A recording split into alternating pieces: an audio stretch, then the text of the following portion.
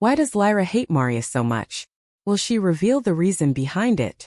Where does Lyra's hatred come from? Subscribe now to uncover the truth. 31. Lyra. My time at the hospital wasn't great, especially after Caspian left. The staff would be around me, looking at me and poking me and doing all sorts of annoying things to me. Each day, I lay there and tried to think of a way to escape the place, but the limited energy in my body wouldn't allow me to walk more than a couple of steps. I was still debilitatingly weak, and doing the basic things felt like the greatest struggle.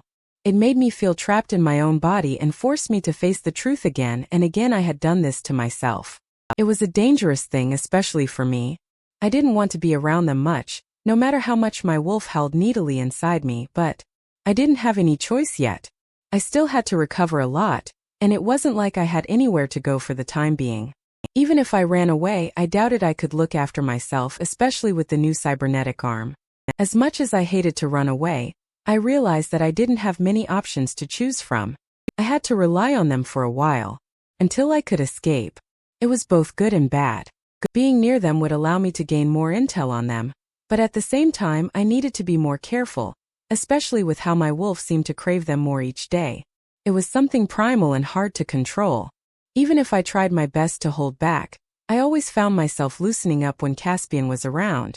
My wolf was always awake for him, waiting and craving. Sensing him around helped her heal faster, so that was one good thing, but I didn't like how I was starting to grow comfortable around him. What irked me more was, even though I hated Marius the most, not seeing him as often spoiled my mood somehow. My wolf craved him the most, making me feel increasingly divided internally. I needed to see him, but at the same time I didn't want to do anything with him. Did that make sense? The brothers lived in a secluded property at the edge of their pack. The greenery surrounding their house was covered with a thin layer of fresh snow. I hate snow, I told Caspian when he took me to their house for the first time. Marius was nowhere to be seen. At this point, I believed that he was avoiding me after I had refused to talk to him at the hospital. As much as I liked his absence, it made my wolf feel miserable. She needed both mates by her side, bonding and mating with them. With how much she craved the two, it surprised me how she hadn't gone into heat already.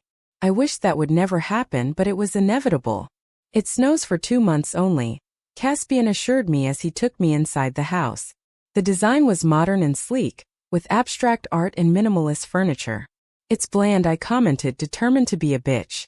Caspian snorted. You can tell Marius all about it since he's the one who chose the theme, Caspian told me, carrying me upstairs in his arms. I hated it but didn't comment on it.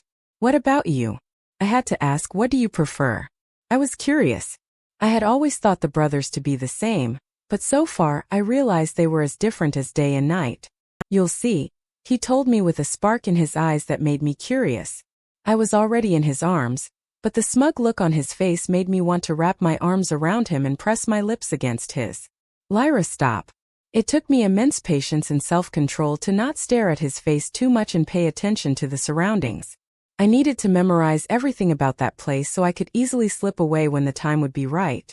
The upstairs stairway opened into a beautiful living room with a grand fireplace. On both sides of the drawing room were hallways lined with doors. Caspian turned left and walked down the hallway before pushing open a door with his feet. "Tada! This is my room," he announced with a childish grin. The first thing I noticed was a giant screen, and many control panels piled up in the middle of the room. "Is all the crap of the house stored in this room?" I asked, overwhelmed with all the stuff in his room. All the walls were covered with either guns or swords. There was a table in the corner which was piled with more crap I couldn't bother to look at. However, his room didn't have a bed. Interesting. "I'm a collector," he grinned, setting me down gently on a dark couch. "Collector of crap?" I asked, eyeing all the shit on the table. I noticed some interesting pieces of computer there, and it immediately caught my interest, but I hid it. "Yeah," he answered, standing in the middle of the room somewhat awkwardly with his hands in his pocket, shifting all his weight on one leg. A look of uncertainty crossed his face as he glanced at me. He almost looked nervous. I cocked an eyebrow at him. "What do you think?" he asked. "Too cluttered," I told him, eyeing the desk. "Where do you sleep?" "On this floor, surrounded by your crap," I asked. He chuckled, the uncertain look lingering in his eyes. I haven't been sleeping much lately, he sighed, and finally, the uncertain look he had been trying to hide a few seconds ago completely overtook his face. A spectrum of emotions simmered in her eyes, making me somewhat tense. My wolf stirred inside me, telling me to get closer to and touch him to soothe him. I pushed her back. Why? I asked knowingly. Because of you, he answered with an intense longing in his eyes. It shouldn't have tugged at my heart, but it did. I hated to feel soft for him. I pretended to be indifferent to that. I'm glad you're home, Lyra, he told me after a tense silence. This isn't my home, I told him quietly. Then where is your home? He questioned. I knew better than to answer that question. Am I going to stay in this room? I stirred the topic. He shuffled in his legs. If you wish, I can set up a bed here. No, I snarled, narrowing my eyes at him. He nodded before reaching for me again. I can walk, I told him fiercely, even though I greatly doubted that. My muscles were weak from not walking for a month. We have set a room for you, Caspian told me, guiding me out of his and leading me to the next door. I wanted to roll my eyes but didn't. He opened the door for me and let me walk inside first. It was a big room with a beautiful fairy-tale-style poster bed in the middle of the vast windows. The walls were a light pastel lavender cover with small details of birds and cats here and there. I noticed a giant closet at one side of the room, my hands aching to open it and see if it was as spacious as it looked. The room was entirely different from the rest of the house, and I loved it even though it wasn't what I usually preferred. It made me feel oddly at home even though I had never had a home before, a proper home. I traveled a lot and lived in a lot of places. The place I blew was something I was starting to consider home, but then the brothers came along. Now I was homeless and armless. It was life-altering if you ask me. What do you think? Caspian asked, standing close behind me. I wanted to be a bitch to him and complain about the bed and the wallpaper. It's homey, I blurted out instead. 32 Lyra. It's homey. The words left my mouth before I could stop them. I wanted to bang my head against the door, but I bit my lip instead. You think so? Caspian asked, sounding surprised. I noticed how close he was standing to me. It made me hunger more for him. Up this close I could feel the warmth of his body, and I needed more of it. Yeah, I breathed, heading for the bed and plopping down to check if it was as comfortable as it looked. It was excellent. Caspian watched me prudently as I climbed on the bed and lay in the middle. Marius decorated it for you. I hate the bed, I snapped, sitting up to glare at him. He cocked an eyebrow, staring at me curiously with another indistinct expression in his eyes. Why? Is it not up to your liking? Caspian asked, sitting beside me and rubbing his hands over the cover. I watched him like a hawk, trying to anticipate his next step and question. Could have been better, I frowned. What do you want? Tell me, he urged, edging closer to me. I should have moved, but I lay there waiting. I glanced around the room again. It was more than enough. It was bigger than Caspian's room. The bed was excellent, the view was gorgeous, the closet was big, and there was a dainty working table by one window and a couch. It was perfect, but I tried to devise an excuse. Meanwhile, Caspian lay beside me, propping himself on one arm, watching me closely. I hate the wallpaper, I lied. He glanced around, asking, what do you hate about it? The cats and the birds. Do you think I'm a child? I tried to sound offended and glared at him. He gave me a soft smile and leaned closer. I think it suits you best, he whispered, brushing his lips at the side of my jaw. My breath hitched and my heart raced. His lips were surprisingly soft and delicate as he planted soft, slow kisses across my jaw. I bit my lip, trying to contain the whimper at the tip of my tongue. I should have moved away, but I still didn't. Instead, I clutched the bed sheet as if my life depended on it. Why? I asked. I had to ask. I wanted no scratch that. I needed to know why he thought the wallpaper suited me. It was suddenly the most important thing for me to know. I needed to know that before I died, otherwise my spirit would never rest.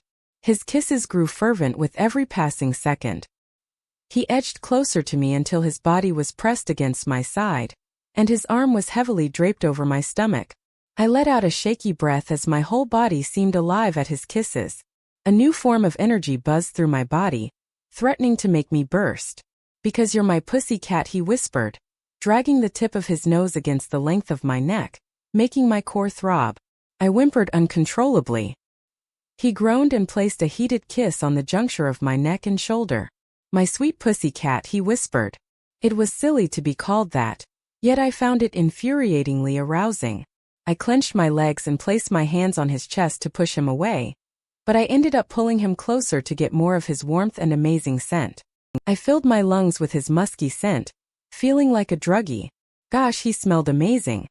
He smelled of wood and snow, so fresh and instant addiction. My pussycat is finally home, and now I can play with her whenever I want, he spoke, placing more kisses on my neck. His arm was growing heavy around me while I squirmed under him, seeking more of him. I should have fought him, but I couldn't. Instead, I discovered my profound need for him. I had been trying to deny myself of this for a long time. You're going to play with me?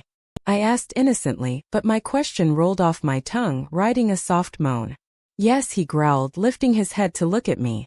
His eyes were dark with lust and need. His face looked feral with the determination to possess, claim, and mark me. I wanted all that even though I kept denying myself all those things. I must be the biggest fool on earth for doing that. Gosh, why did I do such a thing? Why did I hate him? I seemed to have forgotten everything suddenly. Nothing came to my mind. How? I asked, feeling more aroused. I knew I was digging my grave, but I was too lost chasing the thrill to think rationally about the whole thing. My mind had stopped working altogether and submitted to him instead. It should have alerted me, but I found deep solace. All I needed to know was what he had in store for me. I wanted all of it because it was all mine. Caspian was mine too. Fuck yes. I whimpered against his lips as he ravaged me, making me grow hotter and needier. My pussy cat, Caspian gasped, pulling back from the kiss. It's time for play, he declared darkly. 33. Caspian, she tasted divine. I was never going to forget how her lips felt against mine and how she whimpered when I played with her tongue. It was the best thing in the world and I needed more of it. But despite all that, the thick scent of her arousal in the air was hard to miss. She smelled as divine as she tasted, elating my hunger. My wolf pranced around, begging me to give control to him so he could be closer to her and show her how much she meant to us. He wanted to show her how much we had missed her, craved her. My pussy cat. It's time for play, I told her, unable to hold myself back. Her eyes were dark with lust and need for me, and a whimper escaped her lips. Her chest rose and fell rapidly as he stared at me, waiting. I didn't want to make her wait for long. I placed myself between her legs, watching her closely as I gently tugged at her pants. Her breath hitched as I did that, but she didn't protest. If anything, the scent of her arousal thickened around me, making it harder for me to control myself. My knot pulsed for her needfully, craving the warmth of her cunt, but that had to wait. This wasn't about me. This was about her. I had waited for her for so long I could wait longer. But I needed to show her what she meant to me, and how much I had dreamed about this moment. She swallowed hard as I tossed her pants over my shoulder and grabbed her hips, angling her to expose her core to my hungry eyes. Her white panties were soaked, making me groan. My pussy cat, I whispered, tracing my fingers over her wet panties, so fucking wet for me. She squirmed under me, trying to close her legs, but I didn't allow that. You cannot hide it from me, Lyra. I see you and I want all of it, I growled, hooking a finger and pulling her panty aside to expose her glorious, slick folds to me. Caspian, she whispered, her legs lightly quivering. Good.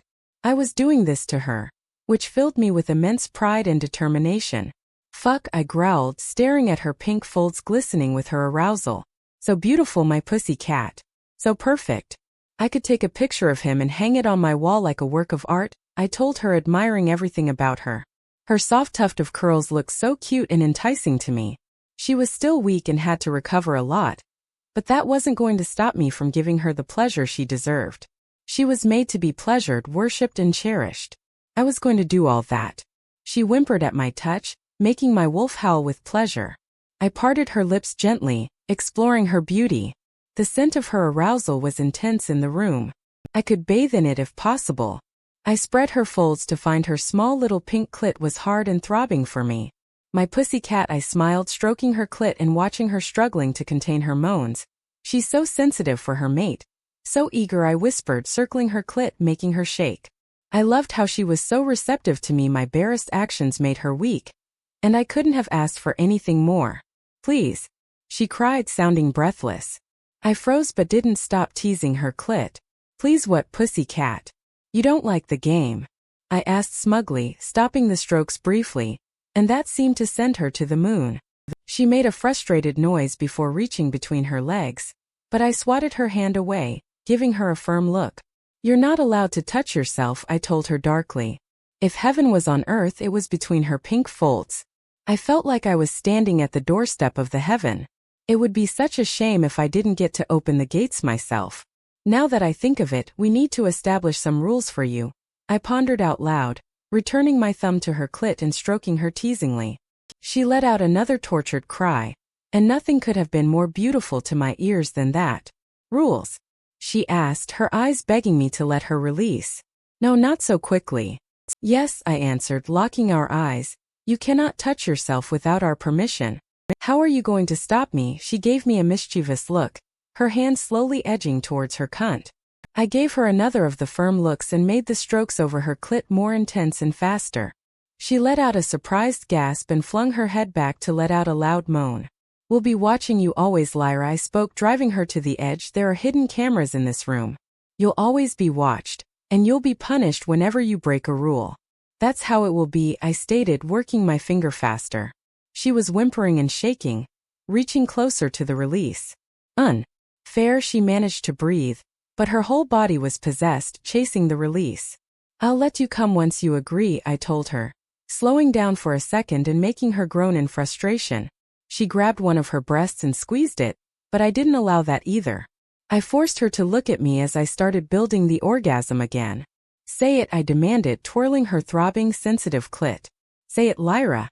I'll follow the rules, she cried out loud, and I finally let her come. I watched in awe, wonder, and fascination as the orgasm shook her whole body, making her eyes roll back to her head. She looked glorious. I didn't think I could ever get tired of seeing her this way, especially her coming like this over my knot.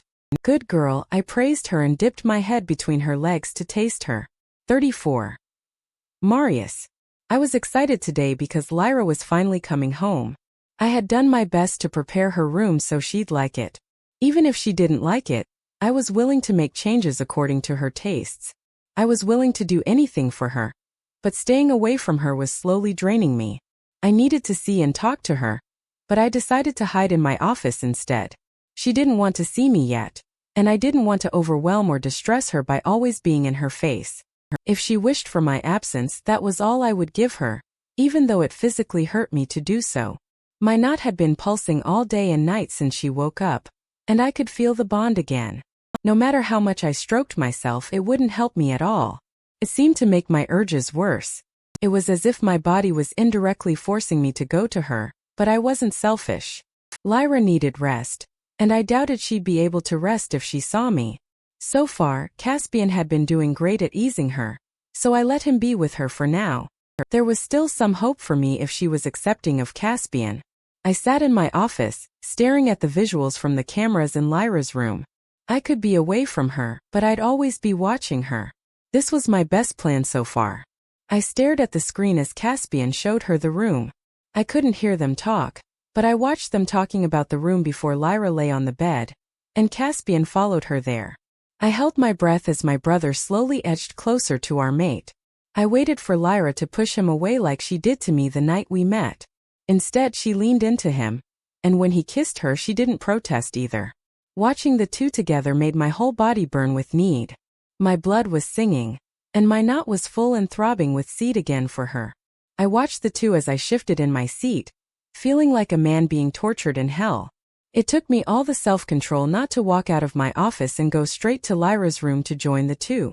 I could have never thought that seeing my brother with our mate would do such a thing to me, but I was highly aroused. I wanted to pleasure her as well.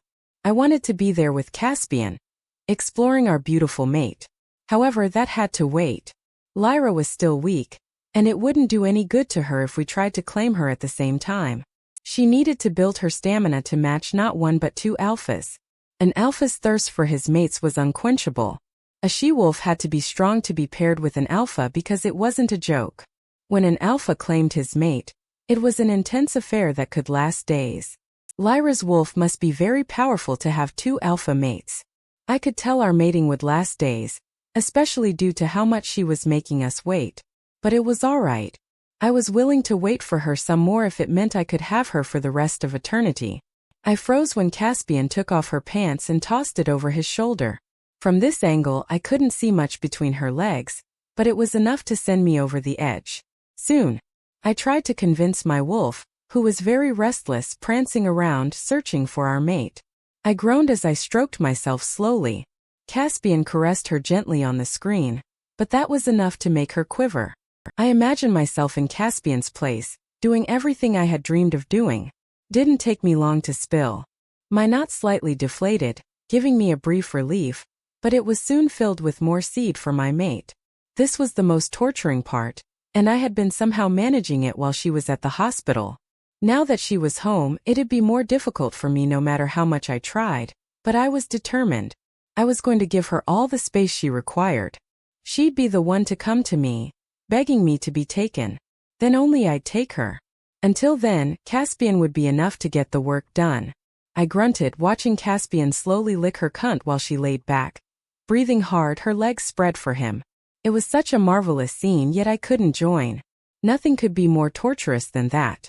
In no time my cock was throbbing with need again. I turned off the video and sat back, trying to calm my body. Lyra, I groaned, stroking myself again. I needed to do something.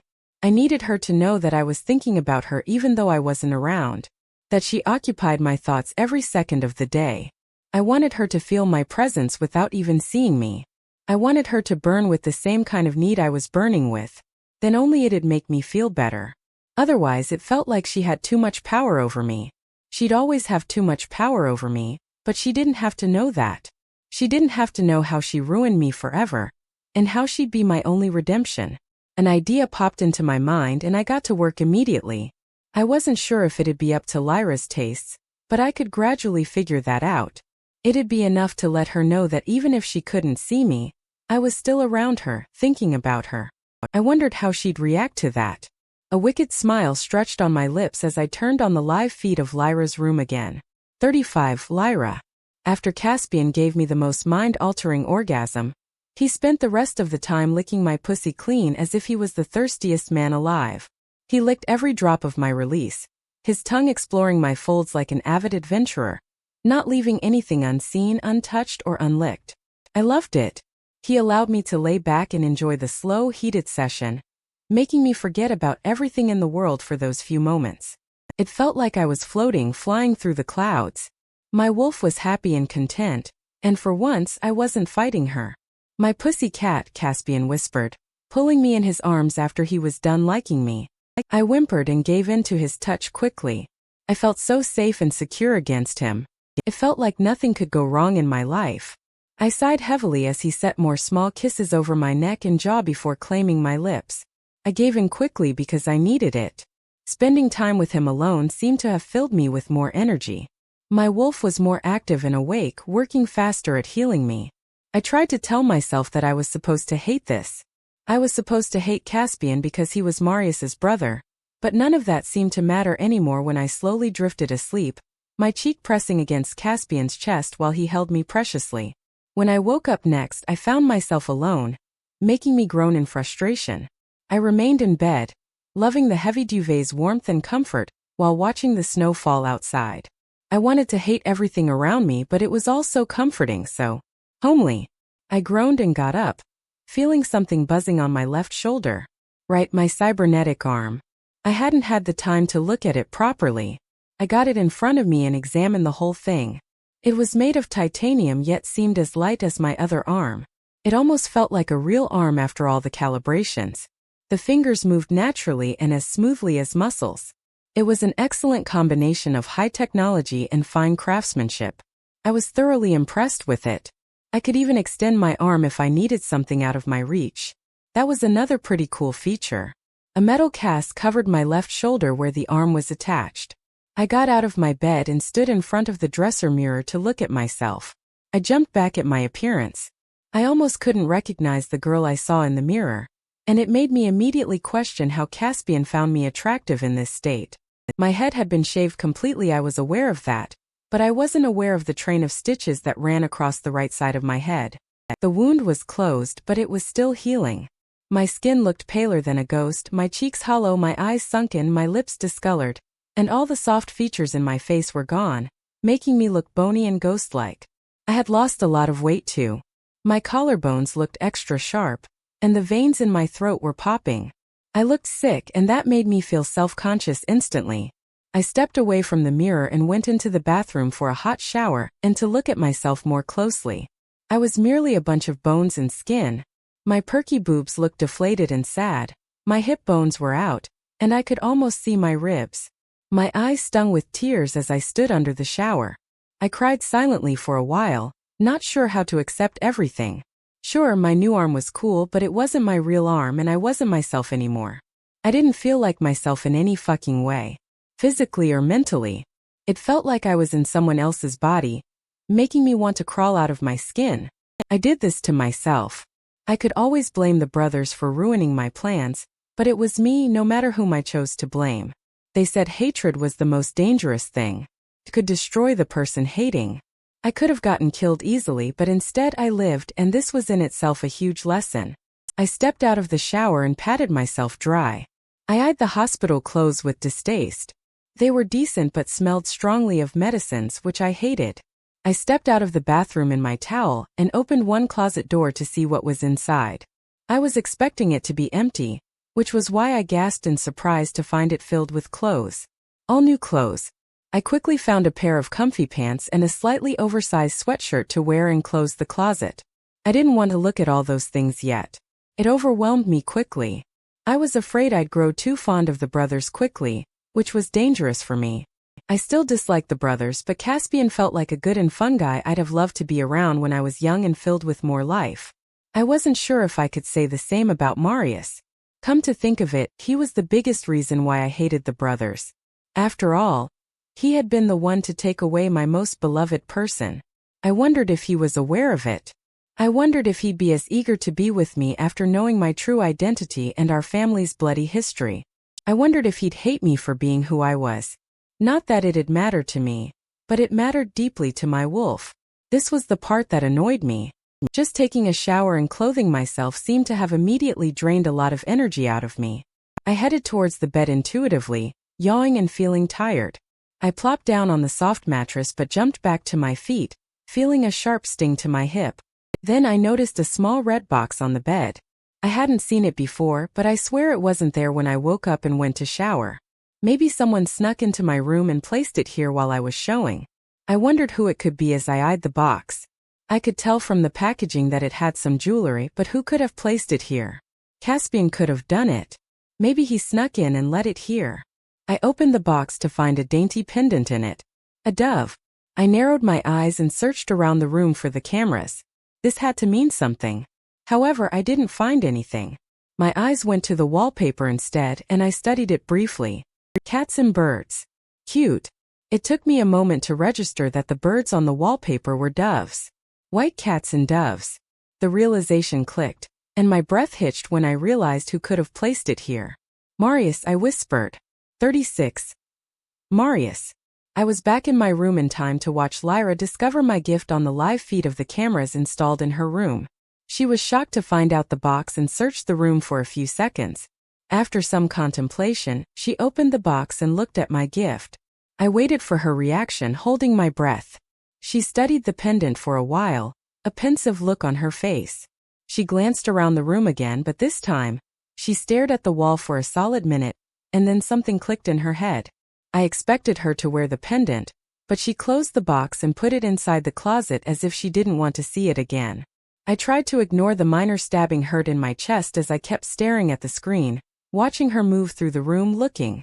She stopped in front of the camera installed behind a decoration on the dresser. She stopped before it, filling my whole screen with her face and narrowing her eyes at me. For once it felt like she was seeing me through the camera instead of me seeing her. I had to give it to her for being smart. She fiddled with the camera for a while but then gave it up. The next moment, a piece of clothing covered the view, and nothing could be seen. But that wasn't the only camera in the room. I watched her try to find the other cameras for a while before she grew tired and went back to bed, hiding under the covers this time. I watched her for a while until she seemed to have fallen asleep. I had a lot of things to do, but I chose to watch my mate fall asleep. I wished I could have her curled against me, sleeping peacefully like he did with Caspian. The idea was an immediate torture, making my body hum with need. I sat back watching, contemplating. When it finally got too much, I caved in and went straight to her room. As soon as I walked in, her intoxicating scent invaded my nose. It incited so many emotions in me that it felt like a punch in the gut. It made me realize how much I had genuinely missed her, and how her absence affected me. I couldn't help but go to her bed and stand aside, watching her sleep. Everything in my body ached to be touched by her, but I held myself back. I stepped away from her bed before I could give in and slip under the covers with her. Instead, I went to the closet and took out the small red box. I took the dainty pendant and went back to her bed. As quietly and as carefully as possible, I pulled back the covers to expose her neck to me. It helped that her face was turned away from me. I didn't want to wake her up midway. I clasped the pendant around her neck, trying not to stir her much. When I was done, I sat back and admired her. The dainty necklace looked cute on her. It wasn't much for now, but it was the most thoughtful gift I could think of. Because I'm selfish and it was hard to stay away from my mate, I ran the back of my knuckles down her jaw, feeling the sparks tingle my skin and making my wolf stir awake. Lyra's breath hitched and she stirred in her sleep, making me climb off the bed, but I didn't leave yet. I froze in my place and kept watching her, waiting for her to return to sleep, but she didn't. She tossed in her bed, her cybernetic arms searching for something. Or maybe someone. Caspian. She mumbled sleepily, rubbing her eyes. I should have snuck out of her room then, but I didn't. I stood there, waiting for her to notice me, to see me for once, even though I knew she wouldn't be pleased to see me. She blinked her eyes sleepily, looking around until she found me at the side of her bed. Her eyes widened slightly in surprise, but the expression on her face told me that she had been expecting me. Marius, she sighed deeply, sounding half asleep. Maybe she wasn't awake. Perhaps she was dreaming. Otherwise, she wouldn't have called out for me like that with a hint of longing in her voice. The thought hurt me deeply. I decided to leave before things could escalate and my wound could worsen. Where are you going? She called after me. It made me stop in my tracks and look back at her. She was dreaming. You didn't want to see me, remember? I reminded her.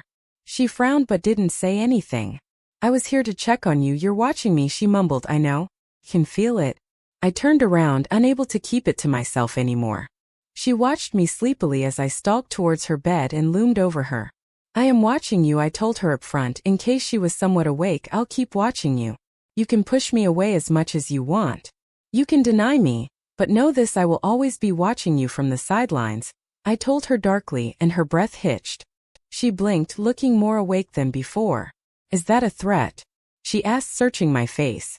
No, I told her, touching her face. Even in sickness, there was a haunting beauty about her that was hard to ignore. I want you to know that even if you push me away, I will be there, waiting for you, craving you, wanting you, even if you hate me. Her eyes softened at my words, but it was gone sooner than I could anticipate. She sat up, looking fully awake, a discerning look on her face. You don't know what you're talking about, she told me darkly. I don't. I probed, tilting my head to the side, never taking my eyes off her. Then tell me, Lyra. Why must you keep pushing me away? Why do you keep ignoring me? Why do you hate me so much? I asked her truthfully. I want to know everything. 37. Lyra. You don't know what you're talking about, I told him, feeling overwhelmed by my emotions. It had been weeks since I had seen him. It felt like I had finally found a part of me that had somehow gone missing. I don't. He questioned, watching me darkly. Then tell me, Lyra. Why must you keep pushing me away? Why do you keep ignoring me? Why do you hate me so much? He pushed. I want to know everything. I could burst into flames at that moment as my darkest memories flashed in front of my eyes, reminding me of all those years I had to spend orphaned and nearly homeless. The sense of loss I felt then made it seem like my life had ended, and there was nothing left for me to live for. It made me feel so alone, deserted, lonely and insignificant, because the only people I mattered to were gone forever. It shattered me devastatingly forever. No matter how much I tried to be strong on the surface, my darkness always found a way to seep into the surface. I wanted to yell at him, tell him how he ruined my life, how he took away everything from me. but nothing came out but tears. A knot formed in my throat, not allowing me to speak. I blinked my angry tears as I glared at him, hating how he made me feel while still unaware of everything. I wanted to kill him, but at the same time I wanted to kiss him because my body had its own needs, and at that moment it needed Marius desperately. Marius watched me quietly for a few seconds before climbing on the bed. I clenched the sheets around me, glaring, unmoving from my place, as he continued to close the distance between us. I didn't want to make you cry, he whispered, wiping a tear down my cheek. My body heated up at his touch immediately, and I flung myself into him, claiming his mouth fiercely. This surprised both of us, but before I could pull back, his arms went around me, and his lips captured mine, resulting in fireworks of sparks. There was a fierce hunger in his kiss that threatened to consume me all at once. It scared me, but at the same time it gave me a thrill I had never felt before. I felt my whole body thrumming alive. My wolf was finally joyful to be with her other mate. I pulled back, gasping for breath, but Marius instantly claimed my lips back, stealing my breath away. I squirmed under him as he consumed me like wildfire, his body pinning mine against the bed. His tongue fiercely traced my lips before he took my lips between his and sucked hard at my bottom lip, pulling a tortured moan out of my lips. My hands went into his hair, clutching it. I thought I was pulling him off me, but I deepened the kiss by pulling him closer and tilting my head to the side so he could have better access. I was desperately grinding myself against him, burning for him. My connection with Caspian was also intense, but it wasn't as urgent as it was with Marius. I guess it was because Caspian usually spent much time with me while Marius was always away, making me feel his scarcity. This made my wolf want to claim him as fast as possible, afraid that he'd go away soon and I'd be left with nothing. The thought of him leaving troubled me in a way it shouldn't. I groaned against his lips, grinning myself against his body, feeling every part of his muscles. Even though his body was pressed against mine, it felt like we weren't close enough yet. I needed him bare until nothing was standing between the two of us. Feeling the hardness in his pants worsened my yearning for him. I needed it so bad that it felt like I'd die without it. I whimpered when he finally let go of my lips, letting me gasp for air. He hovered over me, watching me with eyes dark with lust and need. There was a tortured look on his face, telling me how much he missed me and how much it hurt him whenever I pushed him away. I wanted to feel bad for him. I almost felt bad for doing such things. It made me feel guilty. The tears were back instantly as my darkest memories flashed in front of my eyes. I hate you, I hissed, burning with lust and anger. I didn't know I could experience both at the same time. My body was on fire, and I couldn't decide if it wished to be sated by his cum or his blood. I will always fucking hate you, I hissed, digging my fingers into his scalp painfully, but he didn't wince a bit. Tell me why, Lyra. What did I do to you? He demanded, desperation laced in his voice. You dare ask me that after you destroyed everything? I cried, pulling his hair. You. I was again at a loss of words. I wanted to tell him what he did. I didn't care about hiding this anymore. No. I wanted them to know who I was and to see their real face again. I wanted to see if they'd be so lovey-dovey with me after finding out that I was the daughter of one of their oldest enemies. I wanted to know if the mating bond could push beyond that, but at the same time I was afraid to find out. This could end in the worst ways. What did I do, Lyra? Tell me, he urged, his lips hovering closer to mine while he looked pained. How dare he look hurt when he destroyed my family? Tell me so I can do it right. I want to know, Lyra, he growled. Can you bring back a dead person? I snapped at him and he froze, watching me in surprise. I would if that was possible, he told me, and I wanted to laugh at his face, but his words fueled my anger. I wanted to hit him across the face. I wanted to hurt him so badly. Yet I couldn't bring myself to do any of that because he was my mate. Then get the fuck out of here, I growled, pushing him away. 38 Lyra. I spent the rest of the day napping, only waking up for a light dinner, but I immediately went back to sleep. When I woke up the following day, I felt highly disoriented. It was as if someone had taken me by the shoulders and shaken me until my brain was in shambles. I didn't leave my bed until Caspian came to check on me. How are you doing today, my pussy cat? He asked, showering me with kisses, which annoyed and aroused me at the same time. Stop calling me that, I groaned, flexing my cybernetic arm and testing it. Why should I stop? he asked. You're my pussy cat, he teased, wrapping his arms around me and pulling me into his arm's lap and cradling me. I wanted to fight him for trying to test me first thing in the morning, but I settled against his touch instead, enjoying and welcoming his warmth. His presence somehow made my mood better. Are you hungry? Would you like me to bring breakfast here and feed you like last night while you were half asleep? He asked, and I groaned against him. I was immediately pushing him away. I couldn't believe that I fed from him. It was wounding to me, but it made my wolf giddy. Before I could say anything, my stomach growled out loud, answering the question for me. He set me back on the bed and left to bring me breakfast before kissing my forehead. I went to the bathroom to do my morning business and look at myself again. I couldn't stop doing it. Every time I glanced in the mirror, I expected to see the old Lyra back, but all I got was a sickly skinny girl with a cybernetic arm. However, I looked somewhat better today. My eyes and cheeks looked less hollow, and the scar on my head was also looking better, a thin layer of hair covering my head. I guessed it was because my wolf was healing me well, especially after meeting her mates and spending time with them. This reminded me of my brief spar with Marius yesterday. He'd left me alone after that, and I was still angry. I wanted to take it out on him. I wanted to tell him how he ruined me, but I couldn't do that yet. But I'd tell him sooner or later to let him know what he did to me and why I hated him so much. I was almost looking forward to it, especially his reaction to finding out that he killed my father. When I left the bathroom, Caspian returned with a tray of hot, delicious-looking food. My mouth watered uncontrollably at the sight of it. It was as if my body was reminding me how it had survived on saline for more than a month at the hospital, and now it was craving some real form of sustenance. I'll feed you, he told me, batting my hand away when I reached for a delicious-looking cheese sandwich.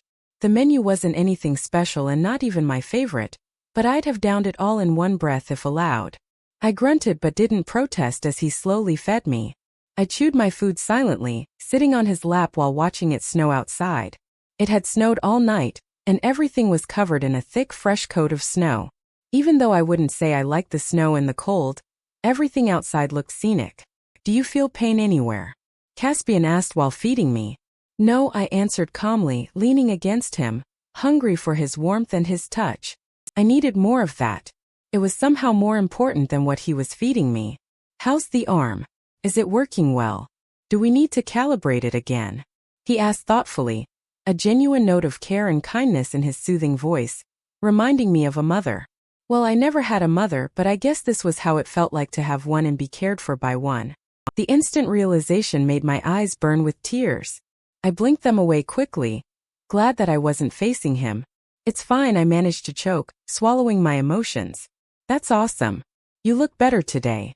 Your wolf seems stronger too, he noted, blowing on a spoonful of hot tomato soup before holding it in front of my lips. I sipped, trying not to get too emotional about it. I hated how Caspian made me feel so vulnerable, but in a good way. He made me feel like I could finally stop fighting and rest. How dare he make me feel so loved and protected? I hated him. I wanted to, but he was not letting me. My wolf is fine, I noted, but I want to go for a run, I told him. There were a few doubts in my head.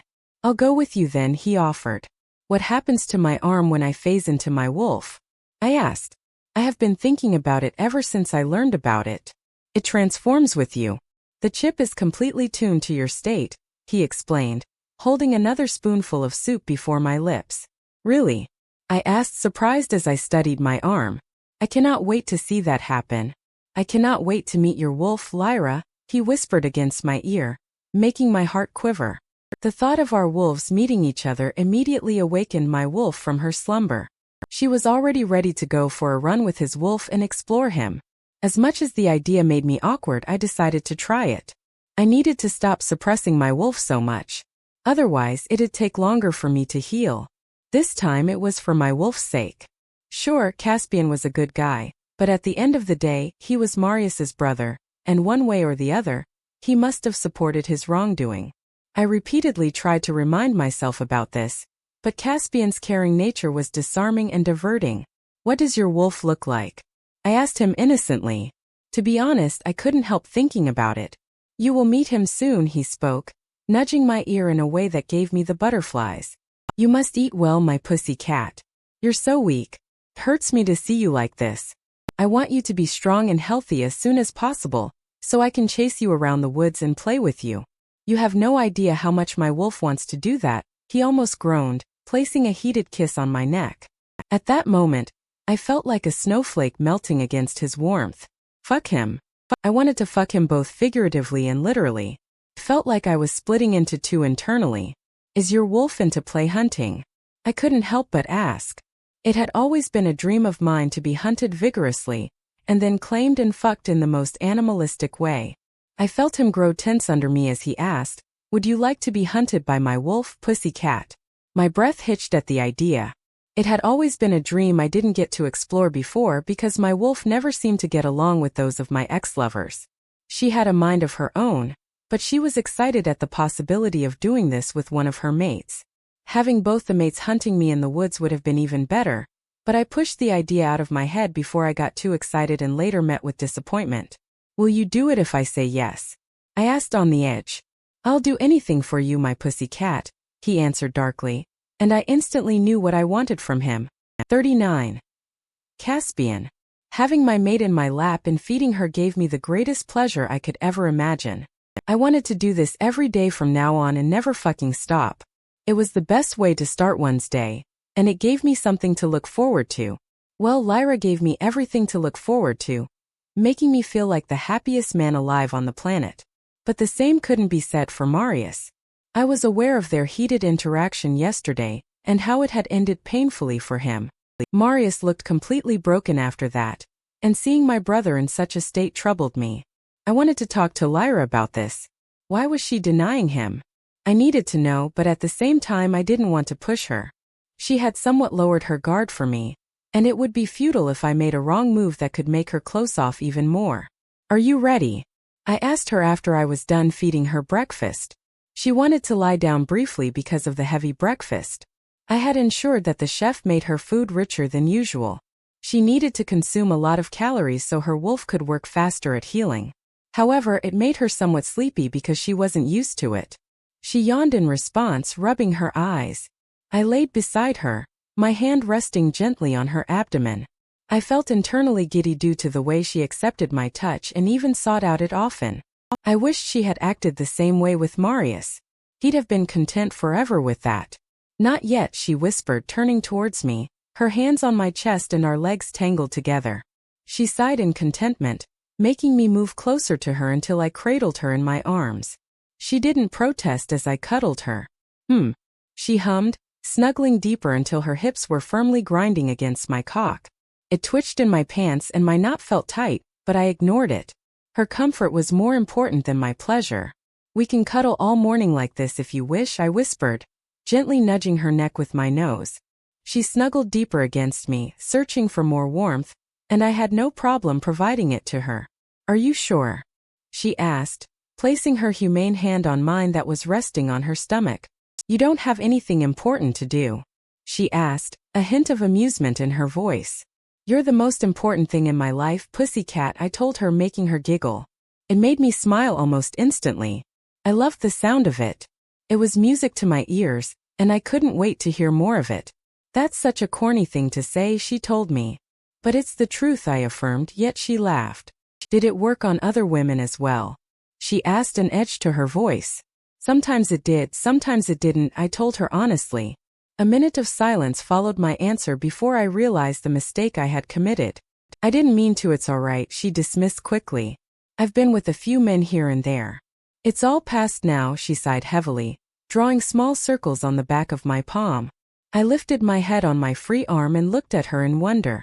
The thought of Lyra being with other men made me want to destroy things, but at the same time it made me curious about her. Maybe it was because we still didn't know much about her. "Tell me about them," I urged, and she frowned. "I want to know what kind of lovers they were, and whether they satisfied you the way I'm going to satisfy you," I demanded, even though I knew I should have been more diplomatic with my words. She might not have wanted to share such things with me, but my words were out of my mouth already. She remained silent for a while, her eyes unfocused as she descended into deep thoughts. I wished I could read her thoughts and see what was happening in her head. She was still a mystery to me, and I felt impatient to learn everything about her. She shrugged, a distant look on her face, and said, "I had a good time with them, But it was all temporary and on a surface level. Anything we do will never be temporary and shallow, I told her up front. A mate's bond is unlike anything. I gently caressed her cheek, looking deep into her beautiful doe eyes. I'd pleasure you for the rest of my days and never leave any part of you unexplored, I promised. You talk too much, she chuckled. Then let me do it and show you, I offered, raising myself and turning her around, her legs on either side of me. Let me pleasure you, my pussy cat. I want to see you quiver with pleasure on my tongue, on my fingers and on my knot. I'm dying to have you. A tortured groan escaped my lips. I bent down and kissed the slightly exposed skin on her stomach, making her whimper. The excitement that shot through my body was enough to make my cock and not pulse with the need to be surrounded by her walls. My sack tightened, seeking relief, but I reminded myself to be patient. I needed to take it slow. My pussy cat, I breathed, setting kisses on her hot skin before tugging her leggings off until she was bare in front of me. No panties, please, she whimpered, wavering my self-control. I didn't want to admit it out loud, but whenever it came to Lyra, I was mentally weak. I couldn't deny her due to the look in her eyes. She was looking at me as if she was going to die if she didn't have my knot. It tightened my sack, reminding me of all the seed that my body was producing for her. I need to touch you. That's all, she pleaded, and, well, I caved. Lyra's story continues. Subscribe to us and look forward to the follow-up development.